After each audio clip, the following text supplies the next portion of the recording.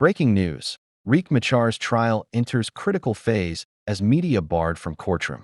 Juba, October 1st, 2025. The highly anticipated fifth court session of suspended First Vice President Dr. Riek Machar, 10 and 7 senior members of the Sudan People's Liberation Movement in Opposition, SPLMIO, began today under a tight security lockdown, with all media outlets denied entry. The decision to bar journalists has sparked immediate outcry from observers who warn that the lack of transparency threatens the credibility of the proceedings. When the press is locked out, justice itself is locked out, one diplomat monitoring the case told reporters outside the courthouse. Machar and his co-accused face charges of treason, murder, and plotting against the state, allegations they have strongly denied, insisting the case is politically motivated. Defense lawyers have repeatedly argued that the prosecution has failed to provide credible evidence after months of adjournments. Sources close to the court suggest that a decisive ruling could be delivered today, with government insiders pushing for a swift conclusion to what has become one of the most controversial trials in South Sudan's history. This is not just about Dr. Riek Machar, said a civil society activist outside the courthouse. It's about whether South Sudan's judiciary can act independently or whether political pressure will once again dictate the outcome. International partners, including the United Nations, IGAD, the Troika, US, UK, and Norway, and the African Union, have all urged Juba to ensure due process. A closed-door verdict would risk undermining fragile trust in the 2018 peace agreement and further destabilizing preparations for the country's first national elections. As the court deliberates behind sealed doors, tension hangs heavy in Juba.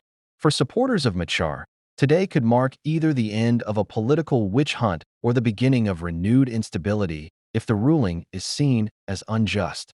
Live breaking news update. Presenter, Go Explore 251.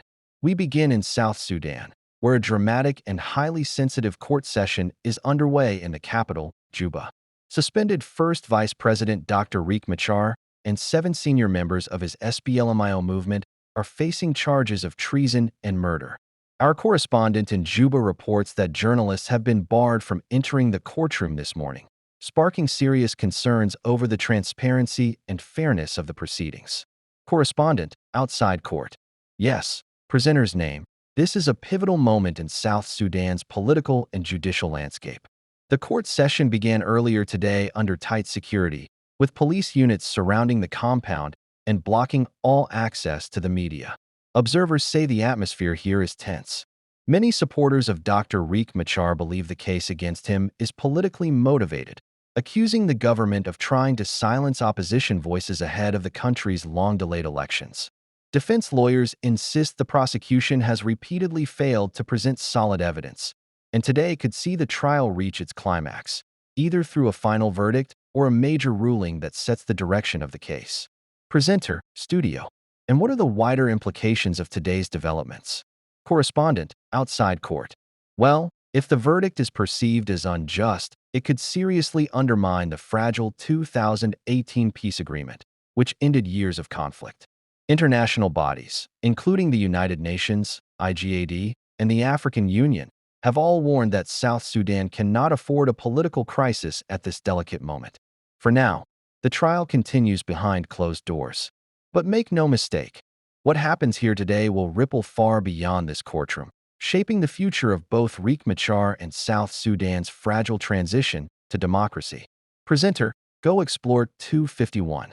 That's our correspondent reporting live from Juba, where the trial of Riek Machar and 7 co-accused SPLMIO officials is underway with the media locked out. We'll bring you updates as soon as more details emerge. Biased Judges and the Trial of Dr. Riek Machar by Dr. Dengbol Aruai-Bol. The ongoing trial of Dr. Riek Machar has exposed troubling signs of judicial bias from the very beginning. What should have been a legal process aimed at uncovering the truth has instead been politicized, tribalized, and regionalized. The goal is not justice, but intimidation, sending a message to the newer people that leadership and power, even through democratic means, are not meant for them. Dr. Riek Machar, as the most prominent newer leader who has openly challenged Dinka dominance, is being used as an example to silence others before the elections are even held. His trial is less about alleged crimes and more about suppressing a community's political voice. South Sudanese. Australian lawyer Kot Manoa highlighted the matter with precision. The defense team of Dr. Riek should apply for the judges to excuse themselves for a perceived bias or a potential perception thereof. The court should appoint judges that are likely to be independent. There will be no procedural fairness. His words reflect a harsh reality. Without impartial judges, justice cannot be expected. Manoa also pointed to international practice, saying, "We should get independent judges, including a Supreme Court judge from Kenya or Rwanda, to trial the case. This is how it is done here in the Western world. We have had cases where the state of Victoria can invite judges from other states to trial the matter where there is a potential for an alleged or perceived bias arising. This is not only a practical solution, but also a courageous one. Unfortunately, it requires a level of honesty and integrity that South Sudan's judicial system has so far failed to demonstrate. If the current panel, led by Justice Alala, continues with this trial, then the outcome will already be discredited. The perception of bias is too glaring. A case of such national and political weight demands neutral, independent judges, free from tribal or political loyalties. Anything less is an insult to justice and to the people of South Sudan. To my newer brothers and sisters, let us be clear. This is not just the trial of Dr. Riek Machar. It is the trial of the Nuer people's political future. Today, it is Dr. Riek in the dock. Tomorrow, it could be any Nuer who dares to dream of leadership. That is why any unfair outcome must be collectively rejected, for it is not simply an attack on one man, but an assault on a whole community. If South Sudan is to truly build a nation founded on fairness, equality, and peace, then justice must never be wielded as a weapon against particular tribes or communities. Until the judiciary frees itself from tribal and political influence, there will be no trust, no unity, and no lasting peace. Breaking news: South Sudan court session sparks fresh accusations of political interference. The high-profile trial of Dr. Riek Machar and 7 senior SPLMIO members has taken a dramatic turn as accusations of government interference in judicial proceedings deepen concerns over the independence of South Sudan's courts. Legal experts and political observers say the judiciary has allowed political pressure to compromise the constitution, raising the alarm that South Sudan is sliding further toward failed state status. There is no government where a country's constitution is compromised because of authority power in court decisions, one lawyer close to the case said. When political influence dictates judicial outcomes, the rule of law no longer exists. That is the definition of a failed country. The defense has called for the removal of judges perceived to be biased, warning that any verdict under the current panel, including Justice Alala, will lack legitimacy. Some have even suggested bringing in independent judges from Kenya or Rwanda to ensure fairness. Tensions remain high in Juba, with supporters of Dr. Machar insisting that the trial is not just about one man, but about silencing the political voice of the Nuer community ahead of next year's elections. This is a warning to all who dare to challenge authority, one SPLMIO member said outside the courthouse. The outcome of this trial is being closely watched both inside and outside the country, with growing fears that a compromised judiciary could derail peace efforts and deepen ethnic divisions at a critical moment in South Sudan's fragile transition. Biases within South Sudan's judiciary undermine fair trial of Dr. Riek Machar and Honorable Pute Kong. The ongoing trial of suspended First Vice President Dr. Riek Machar and Petroleum Minister Honorable Pute Kong Cole has reignited debate over the independence and credibility of South Sudan's judiciary. Observers and defense lawyers argue that the court proceedings have been marred by bias, political interference, and the sidelining of the nation's constitution. Legal experts note that instead of upholding constitutional safeguards, the judiciary appears to be operating under political pressure and self-interest.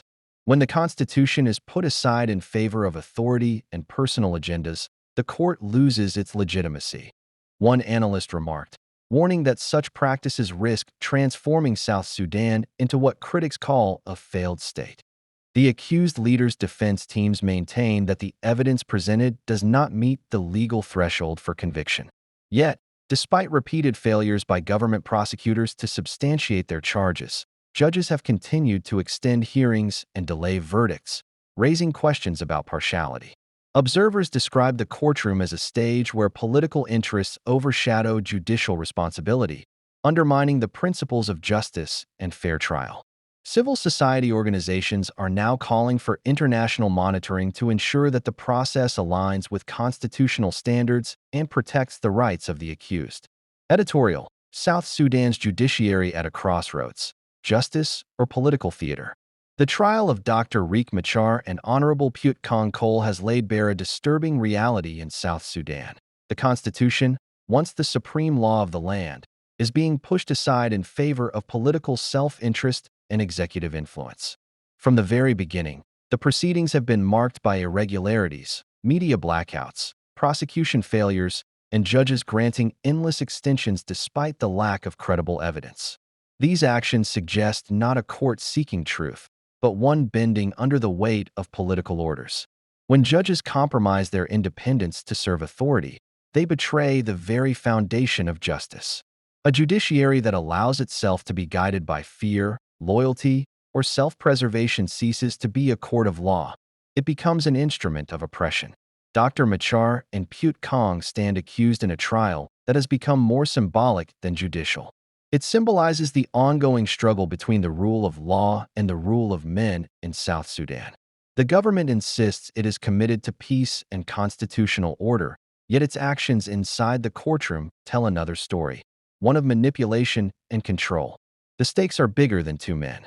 If the judiciary cannot uphold impartiality, then the Constitution itself is in jeopardy, and with it the fragile peace that millions of South Sudanese still hope for. The people deserve better than a court that acts as an echo chamber of political power. South Sudan must now decide: will its judiciary be the guardian of justice, or will it continue as a political theater where verdicts are scripted long before evidence is heard? History will not forgive a nation that sacrifices justice at the altar of self-interest. Fifth court session of Dr. Riek Machar held behind closed door. The highly anticipated fifth court session of suspended First Vice President Dr. Riek Machar was once again held behind closed doors today, with judges barring media, observers, and even family members of the accused from accessing the courtroom. According to reports, the judges have yet to announce the outcome of today's hearing, fueling growing frustration and suspicion over the transparency of the trial. Defense lawyers, who have consistently argued that the prosecution has failed to produce sufficient evidence, say the continued secrecy undermines public trust in the judicial process. This level of restriction raises serious concerns about fairness, one observer commented. If the judiciary has nothing to hide, why keep the people and the press out? The case, which also involves Petroleum Minister Honorable Pute Kong Cole and several SPLMIO members, has already drawn criticism from civil society groups and international monitors, who accuse the courts of operating under political influence. With today's closed-door proceedings and no verdict announced, tensions remain high as South Sudanese citizens await clarity on a trial that could shape the country's fragile peace and political future. First Vice President Dr. Riek Machar was held today behind closed doors. Judges denied access to media, observers, and family members, and no verdict was announced.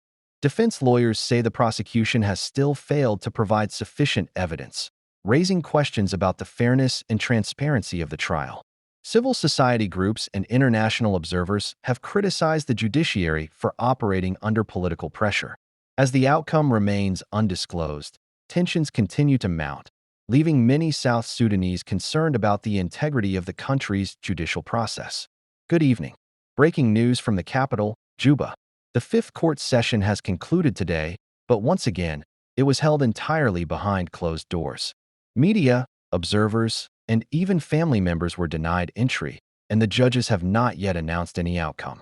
Defense lawyers for Dr. Machar and co-accused Petroleum Minister Honorable Pute Kong Cole insist that the prosecution has failed to provide sufficient evidence to justify the charges, calling into question the fairness of the proceedings. Civil society organizations and international observers have repeatedly expressed concern that the judiciary is being influenced by political interests rather than the rule of law. As South Sudanese citizens await clarity, tensions remain high. The lack of transparency continues to fuel frustration and uncertainty about the future of the country's judicial process and the fragile peace it is meant to uphold. We will continue to monitor the situation and bring updates as soon as any new information becomes available. General Dup Lam exposes court double standards in Riek Machar trial. The highly contentious trial of Dr. Riek Machar and 7 SPLMIO officials took a dramatic turn today when General Dup Lam fearlessly confronted the judges, openly addressing the political realities fueling South Sudan's prolonged conflict. Standing firm in the courtroom, General Lam declared, "Yes, the White Army is aligned with SPLMIO, just as the government is backed by Mathiang Enier, Ugandan forces, and Darfurian militias." His words sent shockwaves across the chamber, directly challenging the narrative pushed by government lawyers, who have consistently tried to portray the SPLMIO as the sole armed group destabilizing the nation. Truth in a biased courtroom. Observers noted that General Lam's statement was not just a defense of SPLMIO. By naming Mathiang Enier, Ugandan troops, and Darfurian fighters as government-aligned forces, he highlighted the imbalance of blame and the selective application of justice, but a bold indictment of the government's hypocrisy. In the ongoing trial, General Dup Lam's courage cannot be underestimated. He risked everything to tell the truth in a court that has been marred by secrecy, media blackouts, and political manipulation, said one activist outside the court. Symbol of bravery. Among SPLMIO supporters, Dup Lam is now being hailed as Gatrin Paini, a Dinka/Nuer expression, denoting unmatched bravery and truth-telling in the face of danger. His intervention may embolden others within the opposition to speak out against what many view as a politically motivated trial designed to silence dissent. Ahead of the long-delayed elections, implications for the peace process, the trial continues to cast a heavy shadow over South Sudan's fragile peace agreement. Critics warn that if the judiciary continues to function under political pressure, the country risks sliding back into deeper conflict. General Dup Lam's testimony has now forced the question, is justice being served, or is it being weaponized? As one analyst put it, if speaking the truth becomes a crime, then the whole nation is on trial, not just Dr. Machar. Credit, Guy Rupp Mangwit. Analysis report, Nasir Incident Trial. A case overshadowed by media blackout and judicial concerns. The trial of Dr. Riek Machar and 7 co-accused in connection with the Nasir incident entered a critical stage today as prosecutors presented oral and physical evidence alongside witness testimonies. But while the legal arguments unfolded inside the courtroom, the process itself has become the subject of intense scrutiny. Tight security and information control, court officials enforced strict measures to prevent any leaks from the proceedings. Attendees were warned against using their phones, with heavy security deployed throughout the hall. This clampdown has heightened fears that the trial is being stage-managed behind closed doors, limiting the public's ability to access credible information. Media ban sparks outrage. Independent media outlets were completely barred from attending, leaving only the state broadcaster SSBC with exclusive rights to record the trial. Critics argue this represents not only a direct violation of press freedom, but also a deliberate attempt to control the narrative. Denying independent media access undermines transparency and erodes public confidence in the judiciary, one civil society observer noted. Human rights concerns. Human rights organizations continue to stress the importance of fairness in this trial, warning that restrictions on transparency risk turning it into a political spectacle rather than a judicial process. They emphasize that all detainees deserve fair treatment, presumption of innocence, and protection of their fundamental rights. Broader implications. The heavy-handed approach has revived concerns about the independence of South Sudan's judiciary. Analysts warn that the trial is increasingly viewed as a test of whether the country can uphold democratic norms, rule of law, and press freedom, or whether political interference will continue to dominate legal proceedings. The road ahead, with the trial still ongoing, the outcome remains uncertain. What is clear, however, is that the credibility of the process itself is now on trial, and the world is watching closely. Analysis. The Nasir incident case is no longer just about determining guilt or innocence. It has become a broader reflection of South Sudan's governance, justice system, and commitment to international human rights standards. Government-hired tech guru launches cyber offensive on media outlets. Independent media outlets in South Sudan are facing an unprecedented wave of cyber attacks, allegedly coordinated by a government-hired technology expert. According to multiple sources, the campaign is part of a wider strategy to silence critical voices and disrupt real-time reporting on political and security developments across the country. Already, iRadio has been forced offline, while several other outlets continue to suffer severe technical disruptions. One of the prime targets, South Sudan TMZ, has reportedly resisted more than 56 hacking attempts in the past 24 hours. Despite the relentless onslaught, the platform's reinforced digital defenses have enabled it to remain online, delivering uncensored updates to the public. Cybersecurity experts warn that the crackdown marks a dangerous escalation of state-sponsored cyber warfare against independent journalism. This is no longer just about silencing opposition. It is about reshaping the entire digital information space to suit the ruling powers, one analyst cautioned. Observers predict that international watchdogs and human rights groups will soon weigh in, calling the cyber offensive a watershed moment for digital repression in South Sudan. Closed-door hearing in Juba. Investigator-present statements from 4 accused in Machar trial. A special court in Juba on Wednesday resumed hearings in the high-profile trial of suspended First Vice President Dr. Riek Machar and 7 other opposition leaders. In the closed-door session, Major General Basilio Thomas Wani, the lead investigator and police commissioner of Northern Bahr el Ghazal State, read out statements from 4 of the accused. Media outlets were barred from recording or live broadcasting the proceedings, with court officials citing the need to protect witnesses' identities. Those whose statements were presented included Pute Kong Chul, 40, suspended Minister of Petroleum; Mampal Duer, 37, businessman; Gatwech Lam Puch, 66, Member of Parliament representing Nasir County; and Lieutenant General Gabriel Dup Lam, 53, Chief of Staff of the SPLAIO. According to Wani, case number 1533 was opened on March 20, 2025, by the Internal Security Bureau of the National Security Service. The accused face multiple charges under the Penal Code Act of 2008, including conspiracy with the White Army and SPLAIO forces, sharing sensitive information, treason, terrorism, crimes against humanity, mass murder, and destruction of property. In his statement, Pute Kong Chul asserted that he played a positive role in de-escalating the tension in Nasir County.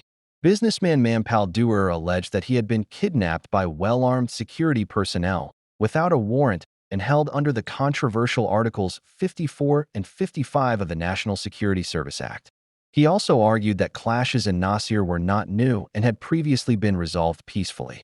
Lieutenant General Gabriel Dup Lam claimed he was tortured and restrained in chains during his detention. The charges stem from deadly clashes in March 2025 in Nasir County, Upper Nile State, which the government alleges were orchestrated by Machar's SPLM/AIO forces. After presenting the 4 statements, the prosecution requested an adjournment, citing fatigue on the part of the investigator.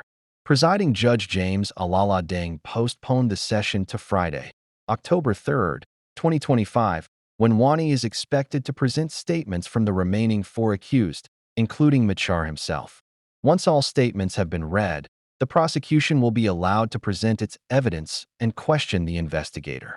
The defense will then cross-examine Wani, following established judicial procedures. Today's court hearing update, October 1, 2025. The high-profile trial of suspended First Vice President Dr. Riek Machar's allies took a dramatic turn today as the court adjourned proceedings to resume on October 3, 2025, following the presentation of contested testimonies.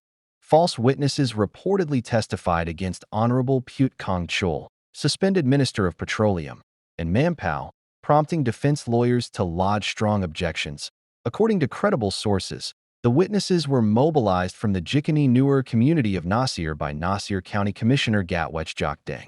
Those allegedly involved include Jimmy Guy Thoen, Major Moses Koang Ruach Bukding, Captain Lambong Duong, Captain Dut Waku, Captain Mokdal, Captain Gatluak Wechiang Keet, Captain Lam Niang. The defense described the testimonies as fabricated and politically motivated, designed to incriminate SPLMIO figures loyal to Dr. Machar. The court's adjournment has heightened concerns over the credibility and impartiality of the proceedings, with observers warning that such tactics could further destabilize South Sudan's fragile political landscape.